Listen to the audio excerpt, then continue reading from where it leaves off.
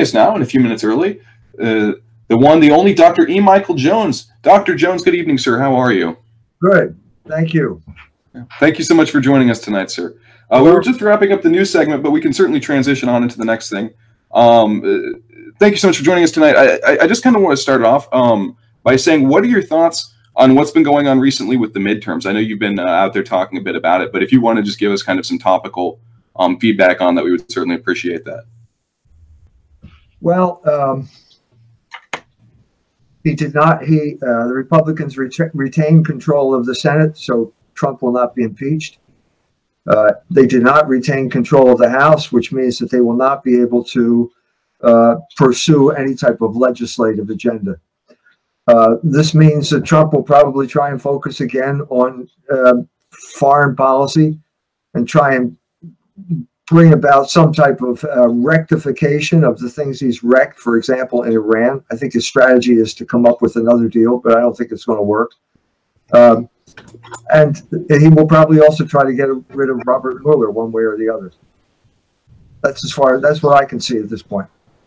Absolutely, absolutely. Well, we were talking a bit earlier about how it seems that the president has kind of wasted his best opportunity to make an actual move on immigration, which was obviously a big part, the promises related to that of his initial campaign. What are your views on the prospects for the president to do anything regarding immigration in his first term? I think he's already done something about immigration. I think that what he's done is cut off the labor supply. It's not what it was before this time. There's a labor shortage now, and that combined with the imposition of tariffs, protective tariffs, has reopened things like the steel mill in Granite City, Illinois. I was there when it opened. And I think that is going to have a rejuvenating effect on the economy. The problem right now is that wages are too low. We have had an attack on wages in manufacturing since the Volcker Fed, since Paul Volcker became head of the Fed. His job was to destroy labor, to break labor, and he succeeded. And the result is you have a whole generation that never learned how to work in America because all the jobs have been outsourced to places like China. So that is going to require a change of mind, and he's going to start talking about wages instead of just talking about jobs, because the problem here is low wages. It's killing the economy. It's killing demand.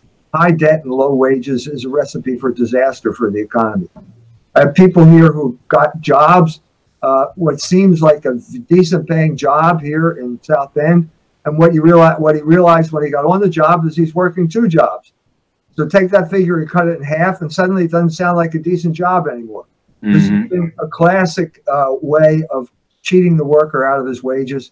It's been institutionalized, and someone's got to take the bull by the horns here. So this man, it was the only guy qualified to do the job in the whole plant, and he basically said, I'm resigning. And then the boss starts talking about it's hard to retain people. There's one way to retain people: raise the wages. That would have solved this problem. Give this guy 1 job instead of 2 and pay him the same salary for 1 job, and that would have solved this problem. But this man has been so blinded by the anti-worker propaganda that think tanks like the Acton Institute have been promoting for decades now, that he doesn't recognize the problem. Well, Dr. Jones, hasn't both massive legal and illegal immigration really undercut the labor market by providing a massive surplus of labor? Yes, of course it did. That's the whole point. That's the whole point from the oligarchic point of view. That's the whole point of unrestricted immigration, to drive wages down by flooding the labor market with people from outside of the country. The main purpose, you can't have a country without borders. It's like having a triangle without sides. It's an impossibility. And the main reason for borders is to protect the people of the nation. And one of the main things that has to be protected is the wages of the nation. And if you flood the country with people, it only stands to reason. The more people, the wages go down. The more workers, it's a law of supply and demand. And what we're seeing now is whether it's a trick or not, but Amazon raising wages to $15 an hour simply to retain people. I think that there's no way to retain people. Walmart, all these big employers are going to have to raise wages to at least $15 an hour just to keep their operation going. Absolutely, absolutely. All right. And speaking of unfair labor practices, the Gator Gamer who's on air with us, he's got to get going in just a minute here because he's got the kill stream at 10 o'clock, 10:05 Eastern over on stream.me. Gator, thank you so much for showing up and helping out with Heel Turn News tonight. Before you go, what can people look forward to on the kill stream? Well, we're going to be covering, of course, the Sargon stuff today. We've got a couple other topics that we're working on right now. We're trying to, for the future, we're trying to get on that guy that got fired that was working with ZZ Top. So hopefully we'll be able to reach out with him and bring him on the show. Very cool. Very cool. All right. Well, thank you so much again. Have a good night, sir. You too, man. All right. So. But anyway, thank you so much, Dr. Jones. Obviously, it's a very important topic there. Part of it is just with the midterms being what they are now, we're kind of entering into the 2020 cycle. A lot of it is, reviewing what we've gotten with the president so far and the future of his agenda. So I know one of the topics you've been I believe, somewhat critical of has been the way that the foreign policy has been going down, specifically vis-a-vis the Middle East, Iran, Israel, Syria. So if you could just kind of, what are your thoughts on where we are right now in terms of our more broad relationship with the Middle East under the Trump administration, and where are we going forward from here? I was in Mashhad in Iran in May at a conference, and we were deliberating as behind us a huge TV screen as Palestinians are being gunned down by Israeli snipers as we were speaking. It was like a horrifying situation. And I said then that there are three reasons to the Iranians there. I said there are three reasons why you don't have a nuclear agreement. Sheldon Adelson, Paul Singer, and Bernard Marcus. Three rich Jews control the entire foreign policy of the United States of America. That's the reason. I wish it were otherwise, but that's the situation. This does not represent the will of the American people. We're way away from that. So what can we expect? Well, we can expect more of the same, because I think Donald Trump is in a position where he feels that the only people who can save him, who have enough power to save him from the deep state, which is trying to destroy him ever since he got elected, even before he was elected, are the Jews. Now, the problem here is now the Jews are divided, and we have a division between the Likudnik party and the J Street crowd. The J Street crowd, Obama used the J Street crowd to get the nuclear agreement, and now Trump comes in and he's got to be the anti-Obama by overturning this right now. The big thing that happened after that was I think we were headed for war. I don't think there's any question. We are already at war. Sanctions are economic warfare. Iran would have a right under international law to do something about it, to attack the United States because of what it is doing with sanctions. Okay? That was leading to a war. Benjamin Netanyahu was cheering him on from the sidelines because they don't want to die. They want Americans to die for Israel. Okay? And then suddenly a Saudi journalist disappears into the Turkish consulate of Saudi Arabia. And I think that stopped the war plans. I think that was the murder of Khashoggi was such, seems that the head MBS, Mohammed bin Salman. We like Mr. Bonesaw over here for MBS. Pardon me? Oh, I heard it say, sorry, we're going to get feedback. MBS stands for Mr. Bonesaw in some circles now. Yeah, that's right. Well, anyway, I think this stopped the war. I think this put a crimp in the hot war with Iran. So I don't know how that's going to be resolved. But Trump is pursuing this policy of Israel first so recklessly, he's alienating the entire world. It can't go on like this. It cannot go on like this. He has just imposed sanctions as of a week ago, crushing sanctions, unjust sanctions against Iran, after reneging on an agreement that had been signed by 5 different nations. And now, suddenly, at the last minute, we have Mr. Pompeo making exceptions to the rule. Well, we'll give you waivers. You can still buy oil from Iran because we can't enforce it. He didn't say that, of course, but I think that's the message here. You overreached, you overstepped, you overplayed your hand. Now you got to. Are you going to invade India if they buy oil from Iran? What are you going to do? The Europeans have already said they're going to buy oil. The sanctions are not. They're not going to work if people continue to buy oil. Trump painted himself into a corner. I think what he felt was going to happen was that, like Korea, I'll make an outrageous threat, and then I'll back it up. I'll play good cop, bad cop all by myself. I'll come on as the bad cop, and then I'll say, oh, but that's not really what I meant, so we can still negotiate. And then he turns into the good cop. This may have been negotiating strategy in New York City when he's trying to get Trump Taj Mahal out of bankruptcy proceedings, but it's not going to work with Iran. It is not going to work. So no one knows. I have no idea how this is going to work out, but I do know that the United States is in a completely untenable position right now. Absolutely. Part of it really feels like it's this failure of neoconservatism as a leading American foreign policy idea.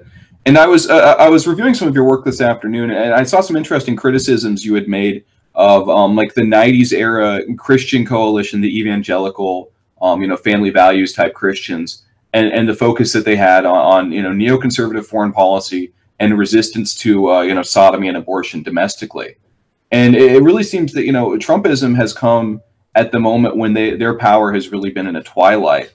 So we still have the neoconservative foreign policy to a certain extent, but now the resistance to sodomy and abortion has largely gone by the wayside. Do you think that that's intentional or structural? Do you think there's any chance of turning back the clock on that, Dr. Jones? You can never turn back the clock. I was involved in that, if you could call it, Catholic evangelical coalition in the 1990s. Ralph Reed, I was going down to Virginia Beach. We were working with Pat Robertson, the American Center for Law and Justice. And to be perfectly honest with you, I didn't understand what I was involved in. I didn't know what was going on. I thought we were going to put an end to abortion. I think all men of goodwill were going to put an end to abortion. And then suddenly Pat Buchanan burst on the scene. And I thought, I didn't understand what was going on. I didn't know what a neoconservative was. Okay, and no one down there was going to tell me. And suddenly Pat Buchanan comes on the scene, and suddenly everybody's the Jews go crazy. He's the next this, that, and the other thing, and suddenly I guess I was starting to think along ethnic lines. Pat's a Catholic, I'm a Catholic. There's this battle between Jews and Catholics that I knew from history. The Legion of Decency battle. Here it is back again. And so I thought, okay, now we can really do something here. Okay, now we can really put this Catholic evangelical coalition to work, because Pat's pro-life. He's against abortion. And so I'm walking down the hallway with my friend, and there's Ralph Reed. And he's walking toward us, and my friend says, hey, Ralph, we're going to support Pat Buchanan, aren't we? Well, Ralph Reed got this look on his face like, what are you, crazy? I mean, where did you come from? And of course, the fix was in at this point, because the Christian Coalition then endorsed Bob Dole. And Bob Dole had no chance whatsoever of winning the election. But the Republicans have a history of doing this kind of stuff, because Bob Dole's job was to purge the party of Buchananites. And I was too stupid to understand that. Didn't know what was going on. And then suddenly the whole story comes out that Ralph Reed is basically a function of Jack Abramoff. And Jack Abramoff makes his money by working with Indians, quote unquote, Indians in Mississippi who have casinos. Well, the Indians all turned out to have names like Goldberg and Silverstein and stuff like that. And that's who he was working for. So I was completely blindsided. And at that point, everything fell apart. The whole thing fell apart. The so-called coalition was not an honest operation. It was a dishonest operation. It was a function of basically Jewish control, and the main Jewish control here was Christian Zionism. That's what Pat Robertson was doing. That's what Jerry Falwell was doing. Jerry Falwell got a jet from Menachem Begin to spread the gospel. And they didn't understand the contradiction of being against abortion and being pro-Israel. Wait a minute, it's the same group of people. We couldn't use the word Jew at this point. Nobody knew how to use the word Jew. You couldn't say it. But the Jews gave us abortion, and they gave us Israel as well. And you were always fighting against yourself. So that led eventually in my intellectual development, when finally George Bush comes into the White House, and we realize, here we go again, another war, and it's a war for Israel. It's Iraq. It's been a disaster. You removed Iran's only enemy in the Middle East. Anyway, at that point, I decided I got to do something. I have to put 2 and 2 together, and that's why I wrote the Jewish Revolutionary Spirit, and that came out 10 years ago. So since that time, I've been trying to come up with a more sophisticated understanding of American politics. So the last attempt I made, not the last attempt, but one recent attempt, was talking about the Kavanaugh hearings. What is the hidden grammar of the Kavanaugh hearings? Well, it's one more Catholic-Jewish battle that no one's allowed to talk about. So you have basically, hidden, like the terms liberal conservative, which leads you nowhere. It's Catholic Jewish. On the one side, you had Feinstein and Schumer. On the other side, you had Kavanaugh. And the issue was abortion, once again. So that, it's just a simple explanation like that, once again, now got me censored on YouTube. Of course. Of course. Not allowed to talk about. Well, Dr. Jones, you're in good company with that. YouTube is certainly working overtime to censor anybody who addresses any of these important issues. I mean, this is kind of what blows me away, right? Is, talking about abortion used to be mainstream Republican politics. That President Bush was very, at least, loudly pro-life, if not, necessarily in practice so much. And the discussion of should Roe versus Wade be a decision that's revisited. I mean, I feel like that's a fair conversation for us as a people to have when it was something that was decided by 5 guys in dresses, right? It's not exactly like it was written into the Constitution. It wasn't, no, something we as a country came together for. But at this point, if you even bring up the abortion issue, they largely treat you like you're a reactionary whose politics don't even belong in this century, let alone this country. That was the message of the Kavanaugh hearings. It didn't come out explicitly with Kavanaugh, but when they brought Amy Barrett before the committee, Dianne Feinstein said, your dogma basically eliminates you from competition for this office. Your dogma, in other words, Catholic dogma, is now a disqualifying issue. Well, what about Jewish dogma? Well, we don't talk about that because as soon as you say something like Jewish dogma, you're called an anti-Semite. And the discussion is shut down. So you cannot talk about the political realities, which, in my humble opinion, are ethnic and have been ethnic ever since the beginning of this country, certainly in the 20th century. And the ethnic dimensions are Protestant, Catholic, and Jew. And that's the dynamic that was going on in the Kavanaugh hearings, and you cannot talk about it. So I've just taken this a step further. Okay. We have a tremendously violent culture here. It's like every day some guy takes a gun and goes in and shoots people. The last one was a bar in California. Tomorrow it'll be something else, but everything is tremendously violent culture. Okay. And at the same time, you've got a situation where you're not allowed to talk about what's going on. Can't talk about it. So for 10 years ago, I wrote The Jewish Revolutionary Spirit. I said the Catholic Church had a solution to this problem. It's Sicut Judaeus Non, 2 parts. First part, don't harm the Jew. Second part, the Jew has no right to destroy your culture. Okay, for 10 years, I've been saying no one has a right to harm the Jew. That goes against, it's the moral law, it goes against Catholic teaching and so on and so forth. And I was called an anti-Semite for saying that. Now, for 10 years, what have the Jews been saying?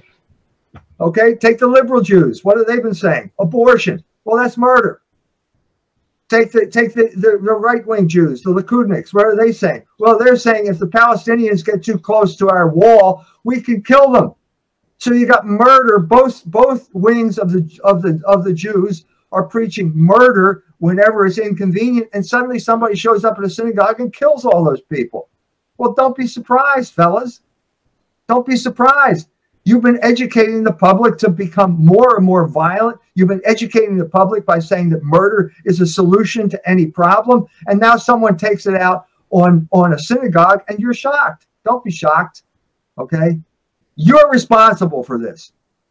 The ADL is responsible for this.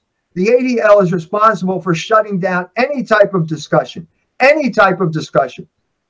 No responsibility for abortion, no responsibility for pornography, no responsibility for the war in Iraq through the neoconservative takeover of policy. Anytime anybody brings this up, they're shouted down as an anti-Semite, and you will be banned from places like YouTube. That creates the pressure in the minds of certain people, and certain people feel the situation's hopeless. No one's listening. I can't talk about it. I'm going to start acting now. And there are guns all over the place. They pick up a gun and they start shooting. It's the politics of the hopeless, right? A guy like that, and I still believe that there was probably some government interference with that, because there always is, right? With these mass shooters, you always find out something weird. COINTELPRO or his brother was an FBI. It's always something weird with these guys. But, you see that situation, and I think you're absolutely right about it being, chickens coming home to roost. Obviously, violence is abhorrent in politics like this, but there's been a level of violence in politics, even lately, that's just been so incredible. Antifa mobs go out there and they violently assault people with impunity, and people who defend themselves get prosecuted and thrown in jail and threatened with decades and decades in prison for the crime of resisting people that are trying to terrorize them. When you talk about the speech getting shut down by violence, it's not just the people that go out there and prevent somebody like you or I from speaking in the public square with threats of violence, but you have platforms like YouTube and Google and Twitter that are very powerful, and they work with governments, very repressive governments, that will politically go after people. Google's been revealed to be working with China on a revised version of their search called Project Dragonfly, where they will, reveal all the information about users and their searches to the Chinese Communist Party, which will probably lead to people being, arrested for thought crime and thrown in jails they'll never leave because they Googled something they weren't supposed to. And we're told that this is just the free market, when clearly there's, an application of government threat of force there. And, not only developing, maintaining these systems of communication. Yeah, well, this shows you also the intellectual poverty of the libertarians. Wait a minute, it's not government, so anything that any other entity can do whatever it wants, even though they practically have a government-sponsored monopoly here. I mean, let's face it. This is what Google has. This is what these new inventions on the internet have. They are private corporations. It's like the Fed. It's a private corporation that functions like the government. Well, if it functions that way, it's the government, or the term is meaningless. But the libertarians say, well, it's private, so they can choose whomever they want, and they can allow on whomever they want, because it's private enterprise and private property. The libertarians are completely asleep at the switch on this one. They can't deal with it. Their ideology does not correspond to reality here. Absolutely. Well, I also find it very interesting that people that are, avowedly not libertarians will be the ones using the libertarian talking points to defend social media censorship because it advances their political ideals, right? These dedicated leftists and communists and radicals will all of a sudden be defending, Google's interest to censor people because, it's just a private corporation, despite the fact these people were camped out in Zuccotti Park in tents not even a few years ago to protest corporate power. Yeah, I was there. I was there in Zuccotti Park. And How were you? I remember Fox News demonizing these people, for shitting on the sidewalk or whatever. These were people in their 20s, and they were standing around. They had little cards, and the card said, "I'm $80,000 in debt, and all I can get is an unpaid internship." That was the force that was driving Zuccotti Park, Occupy Wall Street. That was the force, and no one could articulate it. There were ministers there who were leading parades and marches and stuff like that. You asked them, they couldn't articulate what was going on. And the mainstream media were not allowed to articulate what was going on. They had to demonize these people. So they even made a Batman movie where Batman has to beat up the people at Zuccotti Park or something like that. Yeah, I remember that. Yeah. The entire establishment was out to get these people because you're not allowed to talk about the fact that you're not earning enough money or the fact that you're in debt. That is a non-problem. And the main reason it's a non-problem is because you can be a homosexual. In other words, you have sexual liberation, so don't complain about your job. That is the whole point of America right now. Yeah, I mean, God, I remember, you know, when that was going on, is it really did feel like this organic, you know, people kind of rising up and spontaneously saying, you know, we want to throw the money changers metaphorically out of the temple. You know, that is our politics. We want to just we're so sick of the corruption, the open corruption, and the corporate capture and cronyism that has defined the American system. And, you know, it was like this incoherent rage that was out there. They didn't have a whole lot of plans or leadership, but certainly their issues with it were very valid. And then you see it everywhere. It was defamed, it was destroyed, it was undermined. You know, meanwhile, their movement's gone now, but the same issues that they were protesting against are still out there massively, except, you know, a lot of the protesters have moved on, and you know, they support these, oh, Medicare for all is a solution, or if we just got rid of the student loan debt, then that would solve everything. You know, these critiques of corporate power, because these are the corporations that they'll change their logo to a rainbow, you know, sodomy flag when it's Gay Pride Month. That's why they're supporting it. That's why every major corporation supports sodomy. Every 500 Forbes 500 corporation supports sodomy, because that's their way of distracting people from the fact that they're not being paid enough. It's that simple. And you can't talk about it. And you can't talk about it. That's absolutely right. All right, Dr. Jones, we've had a few donations roll in. If it's all right with you, some of them have questions for you. Sure. Okay, thank you. One moment here. Alrighty. From Alt Media for $5. Thank you very much. By the way, if you want to donate to the stream and you're listening, we don't do YouTube super chats because obviously those get you in trouble these days with the Wall Street Journal. Streamlabs.com/HeelTurn1 as always, and we do appreciate any and all support. Again, from Alt Media for $5. We need to start framing our electoral losses to fellow Republicans as a result of changing demographics. I already see a narrative that the reason Texas is going blue is because of Californians. That's bull. It's Mexicans. Don't let them get away with it. I think that's a very powerful point. Like we were talking earlier with the criticism of the election, you know, I think a lot of it will be if the Republicans take away the lessons that need to be learned from it, and those lessons really do pertain to demographics and to issues that relate to, you know, the white Americans. It's a midterm. You can't really run the sailor strategy on a national basis. But, you know, what the president ran on in 2016, it will be very interesting to see how it evolves into 2020. Dr. Jones, what are your thoughts on the president's prospects for re-election in 2020? I think that he's got a good chance. I don't think he did a good job defining the immigration issue. I don't think he did a good job doing that. Completely agree. The main issue is economic. He should have portrayed this as an economic issue, because I was there in South Bend when Trump arrived, and his advance man would throw out, you know, issues to try and see where the crowd went, and he threw out an issue of some woman getting murdered by an immigrant in San Francisco, and Kate Steinle, yeah, no one reacted. No one reacted. And then he talked about carrier air conditioning, and suddenly everybody was on their feet cheering. Well, they're related. I mean, the carrier air conditioning is related to Mexico, isn't it? They were going to send their plant to Mexico. So why can't you portray this this immigration issue as an economic issue?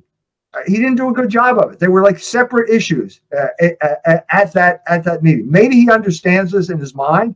I mean, I think maybe he does. He just didn't do a good job of portraying it that way. Thank you, Dr. Jones. Absolutely. From Bone Zone Kyler for $3. Thank you very much. Hope all of you guys are doing well and that everything is good with your lives. Well, thank you very much, Kyler. I hope that's true of you, and I hope that's true of everyone listening to this show, and I hope that's especially true for you, Dr. Jones, that everything's going well. Thank you.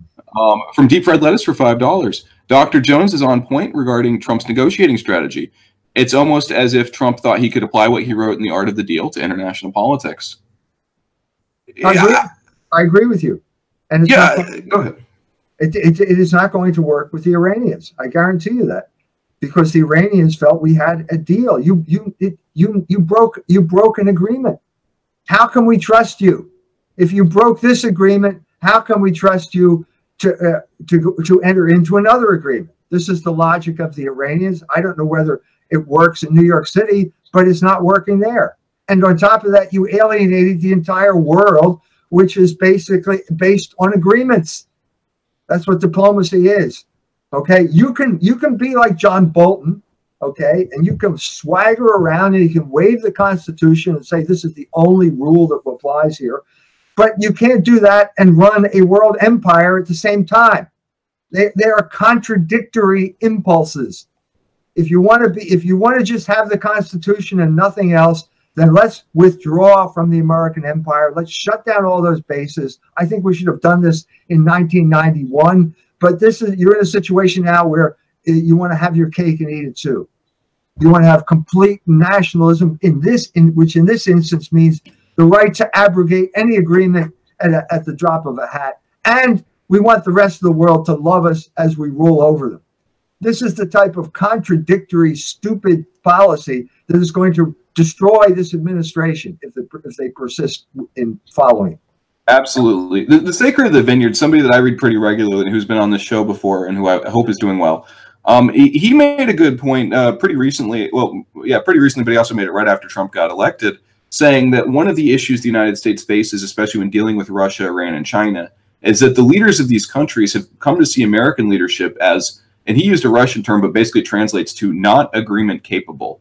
And that, what's the point of making a deal with an American administration if you know that it's not going to last, 5-10 years, and that the enforcement of it will be an issue. We see this not only with the abrogation of the JCPOA, the Iran deal, as it's called, but also things like the Intermediate Ballistic Missile Treaty, right. where we pulled out of that. Unilaterally, it's one of those big important treaties that had helped keep the peace in Europe throughout the Cold War.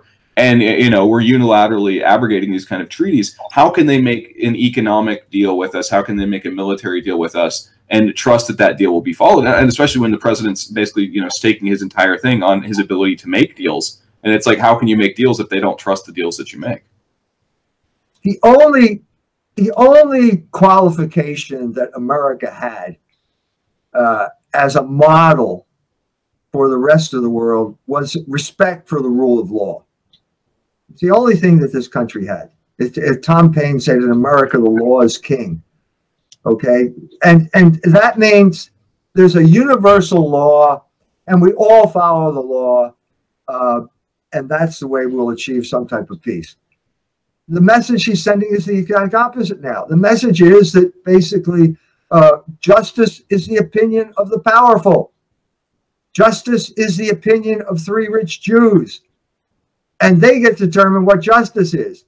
Well, it's not going to work. It's not going to work. And I think that, I just gave a talk in Germany. The Germans are upset. Angela Merkel is like a tragic figure. She fell in love with the whole idea of America. The problem was she defined America as Hillary Clinton or something like that, And then Trump comes along and she doesn't know what to do.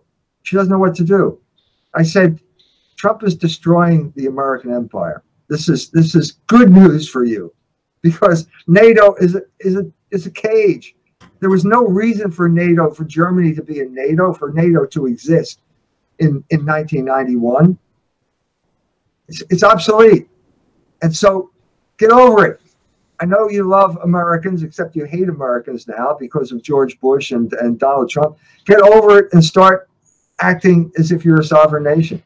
That's what's going to have to happen. Yeah, the president tweeted something out this afternoon that I thought was pretty interesting. He tweeted attacking President Macron of France, saying, President Macron of France has just suggested that Europe build its own military in order to protect itself from the United States, China, and Russia.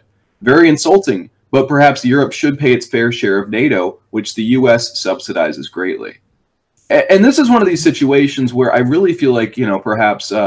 as much as I'm afraid of making the perfect the enemy of the good, the idea that the European Union should be responsible for its own security is really not that unreasonable. And yet, the way that it comes out, the way that President Macron and Angela Merkel have advanced it, it does seem to be somewhat of a shot at the United States. But shouldn't this be something that we would be encouraging, more European sovereignty instead of less, Dr. Jones?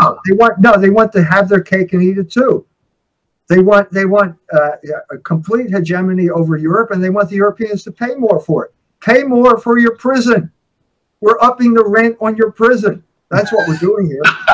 and on top of that, Trump's got a short memory. He showed up in May at the NATO summit conference, and he was asked, "Who's the enemy?" And he said, "The foe." He said, "The European Union is the foe." Well, you could say something like that, and you think there's not going to be some type of pushback? All Macron is saying is drawing the consequences out of what you said in May. Why can't he see this? Why can't he see this? Yeah, it's very weird, right? We treat these European governments kind of like children, right? We pretend that they aren't mature enough to handle their own decisions, that they have to be handled by the adults on this side of the Atlantic. And then when it comes to dealing with actual European issues, we say, oh, well, this is the Europeans' problem, not ours, right? And I get the critique of the spending on, NATO, but when NATO is, conducting these aggressive and unnecessary measures like trying to expand to Georgia and the Ukraine, which is inherently provocative, and then we say, oh, but what's going on in Ukraine, that's really Germany's problem, and the EU needs to be dealing with it, not the United States. No, that's Victoria Nuland's problem. She deliberately provoked a coup d'etat in the Ukraine and an attack on Russia. And in my humble opinion, I think it was a direct response to Obama and Putin agreeing to peacefully get rid of the poison gas issue in Syria. I think as soon as there's a big threat that peace is breaking out. Peace is breaking out, so the neoconservatives have to do something about it. Victoria Nuland is the wife of Robert Kagan, one of the big architects of the neoconservative Jewish hegemony over our foreign policy. And they're both Jewish, correct, Dr. Jones? Yeah. I mean, so what you have here is, once again, this ancestral Jewish animus against Russia. It's not just the Saker's not the only one it talks about. Robert Balsman talked about it in Russia Insider. He talked about the Jew taboo. If you can't talk about it, you can't understand America's foreign policy toward Russia. It goes all the way back. There's one of the chapters in Solzhenitsyn's book, 200 Years Together, is about the pogroms, the Kishinev pogrom, for example. How did that come about? Was that really a pogrom? Well, there's this incident where Theodore Roosevelt calls the Russian ambassador into his office and says, "You cannot interfere with American salesmen traveling through Russia. That's an infringement of our rights." Well, who are these American salesmen? They were Jews. They had just left Russia. 2 weeks ago, you left Russia, you come to the United States, you buy Colt revolvers, and then you go back to Russia, and suddenly you're an American salesman. And who is the main group buying your Colt revolvers? It's Jews in places like Kishinev. And what are they doing? They put up a picture of the Tsar, and they use it as target practice. Okay, this is the type of thing that was going on back then, and the media would always portray anything as an unprovoked attack. That's not what was going on there. Okay, we have the same thing now, the same ancestral Jewish animus against Russia driving our foreign policy once again, and it's leading to a disaster. At some point, someone's going to have to wake up and say, no, things are getting worse. They're not getting better. And to have this kind of unilateral action for the interest of the Likudnik party or the neoconservatives is why we voted George Bush out of office. We're back to square one. No one is addressing the main problem here. We got all these people who are claiming there's Russian interference in the American elections. What about Jewish interference in American elections? Is that taking place? Have you ever heard of IPAC? Isn't that their job, to interfere in our elections? Buy people off, buy off every single politician? One of the people, I didn't meet her in person, but we in Iran, we heard the story of Cynthia McKinney. I think she's on YouTube explaining it. We actually had her on Wednesday night. Yeah, good lady. Good. I'm glad you did. I'm glad she was a brave lady. But she tells the story. She was elected from the people down south, goes to Washington, is in her office, just kind of walked in, hasn't even been sworn in yet, and the fax machine churns out the pledge, the IPAC pledge, and she's got to sign it. Is this interference in our elections? Yeah, I mean, and you look at the dual citizens that you have out there, and the absolute, because, when people talk about the Jewish overrepresentation in the media, they don't necessarily realize how that impacts our foreign policy directly. And I think people like the guys writing for Russian Insider and the Duran have done excellent work kind of putting it out there, because you have people like Julia Ioffe, right, of the Washington Post, I believe now of the Atlantic, absolutely just, they believe, they'll advocate the most ludicrous anti-Putin lines they possibly can, trying to stir up a nuclear war between the United States and Russia, simply because of this ethnic hostility that they have as former, Russian Jews against Putin and modern Russian state today. Yeah. Well, Craig Unger wrote a book called House of Putin, House of Trump, which basically claims that Trump is Putin's man in the White House. Wow, that's a pretty strong claim, isn't it? And what's it go back to? What's it go back to? He takes it back to 1991. Okay? Trump's Taj Mahal in Atlantic City is entering bankruptcy. He's in over his head. He can't get out. It's a hopeless situation. And then suddenly Russians start showing up with suitcases full of money and they're buying condominiums in Trump Towers. Well, it turns out this is the Russian mafia. But the Russian mafia, it turns out, is Jewish. It's all Jewish. They all landed in Brighton Beach beginning in the 70s when the Jackson-Vanik bill got Russian migration, Jewish migration out. And these are the people that bailed Trump out. Well, all you have to do, as I said in this talk I gave, all you have to do is go to the find and search engine on your word processor and type in Russian and replace it with Jewish, and you got a plausible book. But that's not the book that everybody's talking about. They're not talking about that story. This is going nowhere. The attacks on Trump in this regard are completely preposterous, and the only thing that's propping them up is the oligarch desire to get rid of someone who's rocking the boat. I could not agree more, Dr. Jones. All right, let's see here. On to the next donation. From Echo Leader for $10. Thank you very much, sir. Question for Dr. Jones. Do you think Jewish power will begin to decline with the end of the white majority? It's hard to imagine a world where Asians, Indians, Africans, and Arabs feel the need to kneel to Zog. The Jews are the architects of the end of European ethnicity in the United States of America. Okay? Why did these people have, what are we talking about? I mean, Kevin McDonald has written a brilliant article about this, about Jacob Javits and the immigration bill in 1965, which basically shut out Europeans from the United States and brought in large numbers of people from all over the world. Okay, the reason they did this was to dilute the power of the people who had some type of coherent culture. The group I'm most familiar with is the Catholic group. There are large Catholic ethnic neighborhoods in large cities across this country. The Catholics were not using birth control at this point, and the result was a demographic surge known as the baby boom, which put John F. Kennedy into office. The point of all of social engineering throughout the 1950s was to destroy Catholic political power. That was the whole point of it.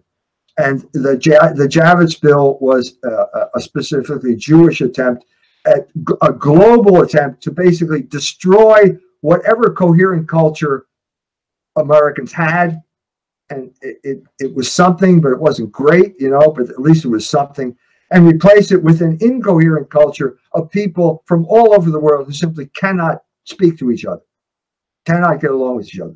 So if they succeed, they will replace any coherent culture with a mixture of people who have nothing in common. And because they have nothing in common, they can't get together. And because they can't get together, they will have no political power. That's the way I see it. Yeah, I think that's really interesting. I'm a big historian on the 1972 presidential election with, Eugene McCarthy's, his creation of basically the coalition of the ascendant, which, many years later was the same electoral coalition that came together to put Barack Obama in office. But it's very telling that you have many of the same figures who, did the strategies against that and who worked with Nixon on the Southern strategy, Pat Buchanan and his intellectual fellow travelers. Pushing back on what really seems to be a modern liberal conception of the same, electoral policies that they've been pursuing for a while, but only now are successful because of the demographic change they've forced upon this country. Well, Kevin Phillips wrote The Emerging Republican Majority in 1968. That was the first time that Nixon ran. And basically, what was 68? 68 was the year. I watched the Republican convention. I'm sorry, the Democratic convention in Chicago, where there were all kinds of riots outside. And I kept thinking, why do they hate Richard Daley?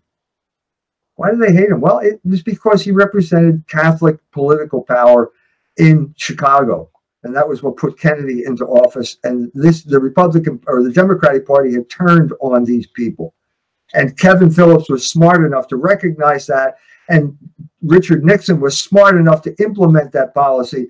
And so by the time 72 rolled around, when basically George McGovern drove the Catholic ethnics out of the party, this is when the Republicans opened their arms and welcomed them. And they became the Reagan Democrats that basically put Reagan in office too. And then what happened there is that I think Reagan betrayed all these people. I don't think there's any question. He used them and betrayed them.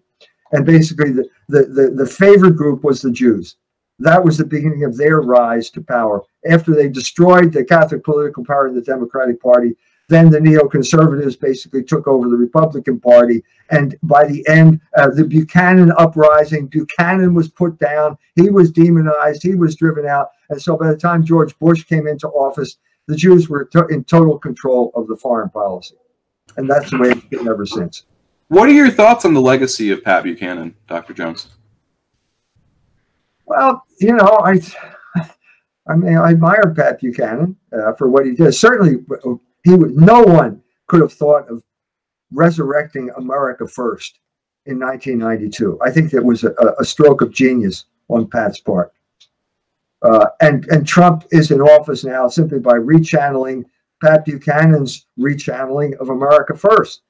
I think America First is a genuine American conservatism, and it was destroyed by Pearl Harbor. I knew Henry Regnery personally. Henry Regnery was the man who founded the publishing house that published Russell Kirk and William Buckley. His father was the treasurer of America First. The political movement of Charles Lindbergh and Father Coughlin, maybe Huey Long, Henry Ford, all these people, mid-mass manufacturing, isolationism. Henry told me that his father, the day after Pearl Harbor, the FBI showed up at his father's office and demanded the mailing list of America First. That killed the only real conservatism America ever had, in my humble opinion, which was basically pro-labor, anti-internationalist. That was I think a lot of people, especially in my generation, really kind of forget that the roots of American conservatism are not uber capitalist, and that in many ways, whether you go to the agrarian Southerners, you know, the Lost Cause type people, or the America First movement, and you know, the real American nationalists, especially during the interwar period, you know, these were not, you know, rabid pro-capitalist people, and they had many critiques of capitalism as this destabilizing revolutionary force. And yet, you know, since the Cold War and I guess the ideological victory of neoconservatism, you know, people think that free markets and free people and all that is just, you know, the core gospel of American conservatism, when many American conservatives, real nationalists, were deeply opposed to it. Right. And Father Coughlin was one of them. I have back issues. Some benefactor keeps sending me back issues of Social Justice, which is Father Coughlin's newspaper. Father Coughlin, if you go to Royal Oak and the Church of the Little Flower, you'll notice there's a post office across the street. That post office was built there simply to handle the mail that Father Coughlin was getting every day. Millions of pieces of mail. He had a huge grassroots movement that was based on Catholic social teaching, quadragesimo anno, the notion that labor is the source of all value. That's not Marxist, although Marx did believe that.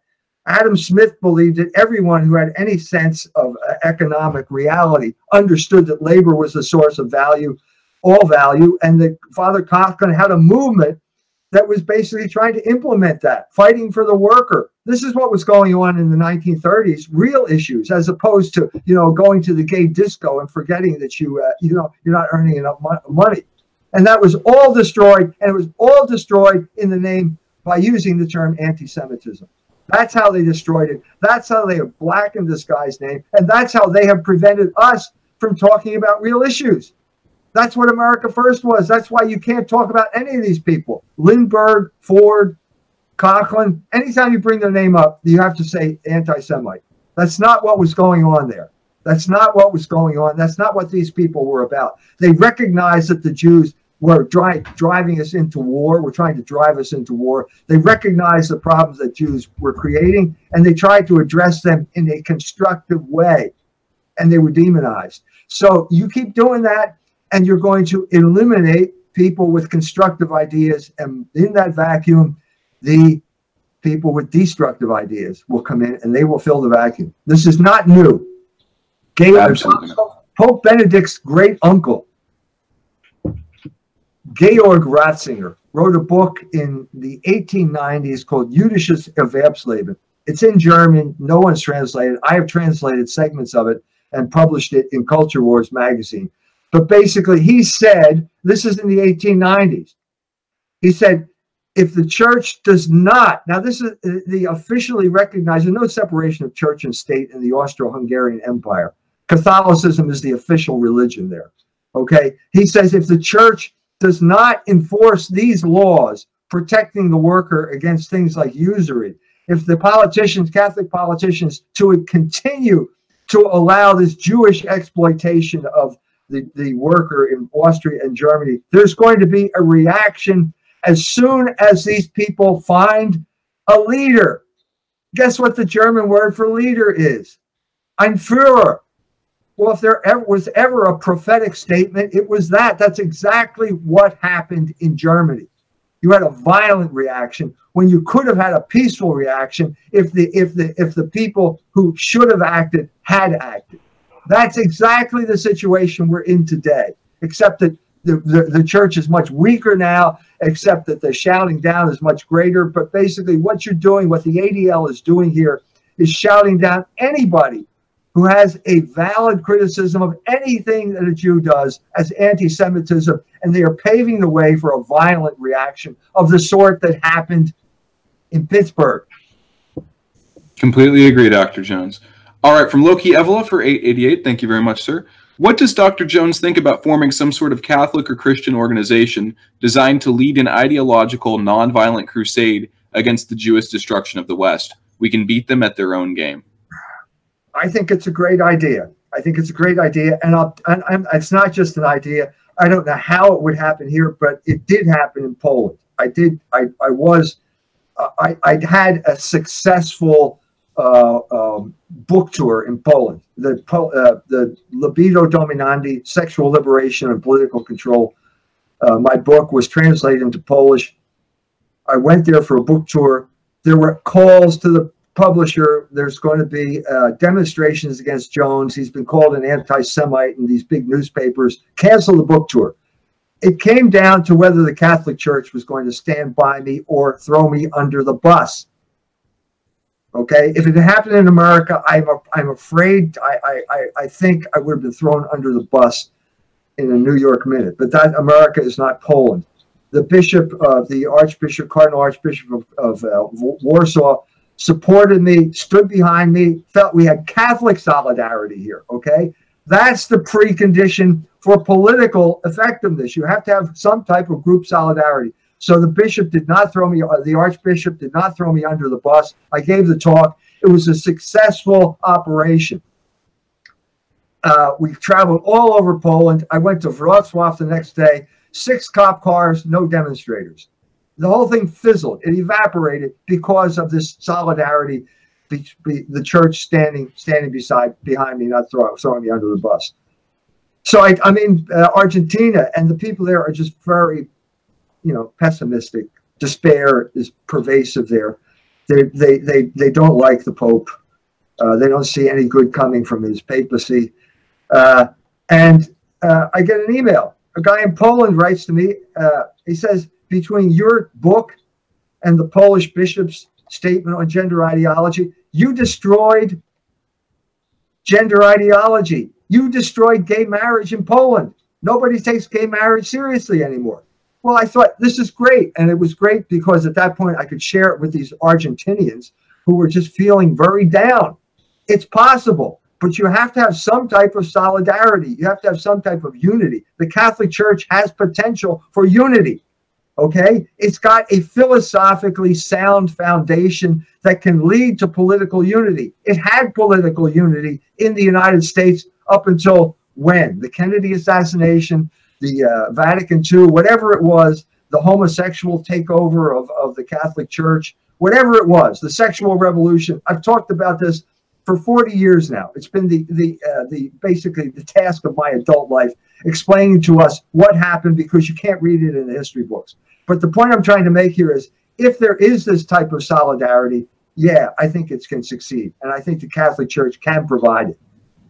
Absolutely, Dr. Jones. On that note, I kind of wanted to ask you, because I have some friends who are Orthodox, and they've been seeing what's going on right now with, there's a split between the Moscow Patriarchate and the Constantinople one, where it appears that there's going to be a large fissure in the world of Orthodoxy, where basically the gay disco version of Eastern Orthodoxy is getting a lot of political legitimacy, despite the fact that that may not be what the lay believers want, and that the political organization of it is being subverted by Jewish influenced peoples. And I know that's something you've had to see a lot and deal with, in the Catholic Church, especially with the most recent Pope that we've had in, and kind of the various issues with scandals and poor administration, weird stuff with dogma. So what would you say to an Eastern Orthodox believer who's frustrated with the same kind of stuff going on in their leadership that you've seen happen in the Catholic leadership? Well, first of all, there are, in my experience, there are two different kinds of Orthodox right now. There are disaffected Protestants who realize that their churches are not they're not historical apostolic churches. These are churches that got formed by rebelling generally against another Protestant church, all the way back to the first rebellion, which in England and Germany were basically looting operations. Okay, so the Protestants, especially in Scandinavian countries. I just did an interview with Rams Paul, and Tina was there. Tina's from Finland.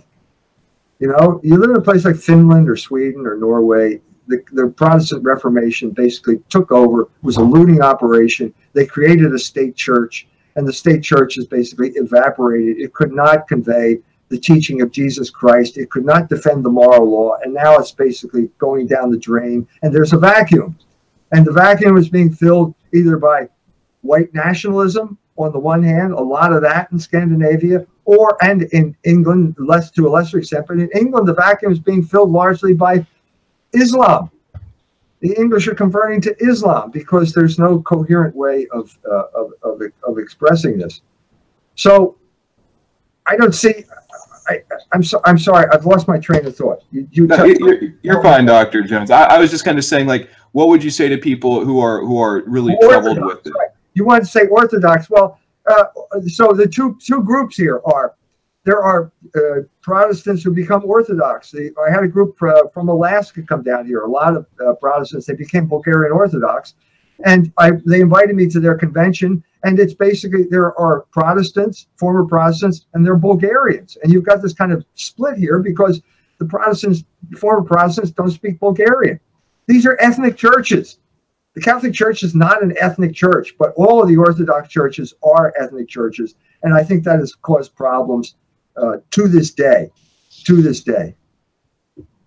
What are your thoughts on kind of the way that liberation theology has really taken a forefront in modern church politics? I think liberation theology is over for the most part. It was in the 80s. It was basically a naive. Let's take it back. There was huge revulsion at American capitalism, certainly in Latin America, and it's justified. There's no question that American capitalism has been a bad force. And one of the main players now in this force is Paul Singer, who buys up Argentine debt at pennies on the dollar and then goes to a Jewish judge in New York and gets him to force them to pay back full face value on a debt that's worthless. This is causing horrendous anti-American feeling in Latin America, and has been doing it for years. So the reaction was, well, if capitalism is wrong, I guess Marxism must be right. Well, no, sorry, but that's kind of dumb. And it bespeaks a complete ignorance of Catholic social teaching. Did you ever read Quadragesimo Anno? Probably not. It's not just liberation theology. I mean, I did a book. I was in Tanzania the Bishop of Musoma invited me there to write a biography of Julius Nyerere. Julius Nyerere fell into the same trap, but it was a modified version called socialism. He called it ujamaa socialism, which ujamaa is the word for family in Swahili. And I met a Polish priest there who said, there's only one thing worse than socialism, and that's African socialism. And the problem was that African socialism just wrecked Tanzania. It wrecked it. And so I'm there, I'm in Dar es Salaam, and I'm interviewing Julius Nyerere's daughter, a very nice lady, very cultured lady. You know, it was a great experience talking with her. Beautiful person. So I said, did your father read Quadragesimo Anno? And she gets this blank look on her face. And then the priest who brought me there says, he read all the documents of Vatican II. Well, sorry, it's not a document of Vatican II. It came out 30 years before Vatican II. You just proved my point. You should have read this document if Julius Nyerere had read it, if the liberation theologians in South America had sat down and studied Quadragesimo Anno, they would have known that you're going to have a worse situation than capitalism. And that precipitated that inability to rely on Catholic teaching, precipitated the dirty war in Argentina. Where you basically had one group of Jesuits promoting Karl Marx and the other group of Jesuits supporting the junta that is hunting down communists. It's a horrible situation. And Pope Francis was right in the middle of it, in an untenable situation, an impossible situation for him, as trying to hold the Jesuits together in a country where half of them are promoting Marxism, the other half promoting a right-wing dictatorship. That was the problem. All right, Dr. Jones. Now, I'm always happy to go in on these topics. I'm just not sure how much longer I have you tonight. Do I still have you for another 30 to 60 minutes, Doctor? No. I have to get off in 1 hour, so we're just about up against 1 hour. Okay, perfect. Okay, so there's just a couple more questions from the donors. I'll read those, and then we'll call it a night if that works for you, Dr. Jones. Okay. All righty, sounds good. From Loki Evla again for 488. Does Dr. Jones have an opinion on Codreanu and the Romanian Iron Guard? They were an explicitly Catholic group and fought for their people against the Chosen. 148 gang gang. Thank you very much, Loki. No, I don't know anything about them. I know no. I know there were movements in Slovakia like that, but no, nothing. Sorry. No, you're fine. Yeah, Codreanu is a discussion topic around here. We have a lot. I would love to hear your opinion if you had one, but that's fine. From Zero Schizo for $2 for Dr. Michael Jones. Here in South America in general, people in general are disgusted about the current Pope and the next potential Pope, Cardinal Parolin, which was summoned from a Bilderberg meeting. Here we might try sedevanticism, and later we will get the church back up. The church is in a bad situation right now. I could go into the Vigano letter, which basically accused Pope Francis of rehabilitating Cardinal McCarrick, even though he was a known homosexual. It's a bad situation. It's a bad situation. The St. Gallen group were basically a group of people that met in Switzerland every year. They were out in the cold for about 35 years because of John Paul II and Pope Benedict's refusal to capitulate to the sexual revolution. And now they got people in who are now trying to make compromises with the sexual revolution. It's a disaster. It's a disaster. It's a train wreck. And I don't know how we're going to resolve it, but that's the way it is. It's the way it is. I wish it were otherwise. Absolutely. All right, Dr. E. Michael Jones, the editor of Culture Wars magazine, author of many really important books, including The Jewish Revolutionary Spirit, The Slaughter of Cities, and what's the one? Usury and... Barren Metal. There we go, Barren Metal. A history of capitalism as the conflict between labor and usury. Fascinating stuff, as always. Dr. Jones, thank you so much for joining us this evening. Have an excellent weekend, sir. Thank you. Thank you. Thank you.